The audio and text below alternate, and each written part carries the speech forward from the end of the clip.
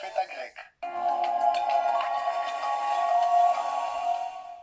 Très heureuse comme chaque soir de vous accompagner pour cette météo qui va changer à partir de la semaine prochaine. On a eu l'influence évidemment d'une perturbation, le ciel de traîne, beaucoup d'humidité résiduelle avec non seulement les plus grosses pluies qui sont décalées vers l'est, mais aussi les averses qui se sont déclenchées.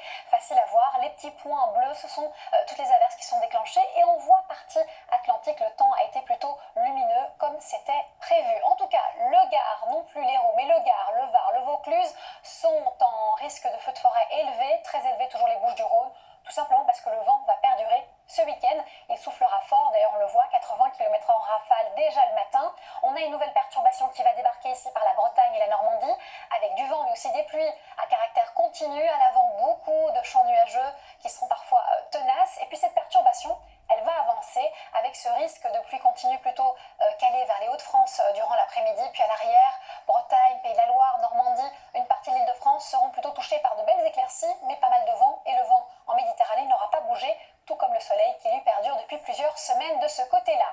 Et il ne réchauffe pas grandement, en tout cas, ce soleil, les températures étant mieux en Méditerranée, ça reste tout à fait raisonnable. En revanche, ailleurs, il fait un petit peu frais et pas de quoi se rattraper durant l'après-midi, puisque les températures sont sous les normales de saison. La preuve en est, on aura seulement de 18 à 22-23 degrés sur la moitié nord et de 18 à 27 sur une partie du pays, peut-être jusqu'à 30, mais ça c'est réservé à Nîmes, où là justement le thermomètre est un peu plus estival. On continue et on termine le week-end dimanche sur une note plutôt lumineuse, mais aussi venteuse, en Méditerranée, sur la moitié nord, et on n'oublie pas encore les résidus de l'ancienne perturbation qu'elle est plutôt sur le nord et le nord-est du pays. Température un peu juste, mais qui vont changer à partir de la semaine prochaine. D'abord lundi, ça sera une journée très ensoleillée avec le retour de températures qui vont augmenter tout doucement. On garde encore du vent pour lundi, mais il devrait faiblir à partir de mardi.